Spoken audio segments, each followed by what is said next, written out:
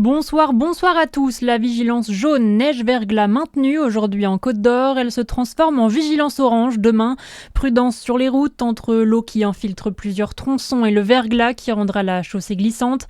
Météo France prévoit jusqu'à 6 cm de neige dans la moitié nord du pays. La vigilance jaune pour crue est confortée en Côte d'Or, en Saône-et-Loire et dans le Jura.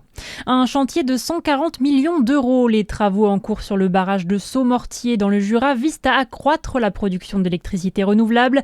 La visite de Sébastien Lecornu hier vient saluer ce projet unique en France. C'est la première station de transfert d'énergie par pompage constituée de 3 bassins. Application de la loi narcotrafic dans le Jura. La procureure annonce vouloir mettre en place la mesure de l'expulsion des locataires sociaux impliqués dans le trafic de stupéfiants. Cette décision fait suite à une large opération policière qui avait permis de démanteler un important réseau de trafic de drogue à Dole début février. La fête foraine est lancée à Chalon-sur-Saône. Vous avez jusqu'au 1er mars pour profiter des attractions. Plus de 160 manèges installés dans le centre-ville, dont 2 nouveautés, le flashback à retrouver place de Beaune et la Bellevue Tower qui surplombe la ville, 2 attractions uniques en France selon les forains. Dans l'actualité également, justice pour Quentin, c'est ce qu'on pouvait lire ce matin sur les locaux de la France Insoumise à Metz et à Lille.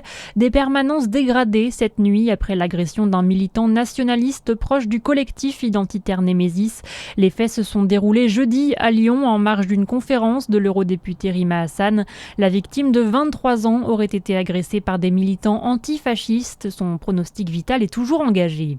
Plus de 400 km de bouchons cumulés ce midi en France, la grande majorité en Auvergne-Rhône-Alpes. C'est la conséquence du chassé-croisé dans les stations de ski alors que les vacances commencent tout juste pour la zone B.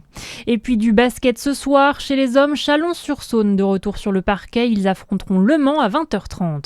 Bonne fin de journée sur Fréquence Plus.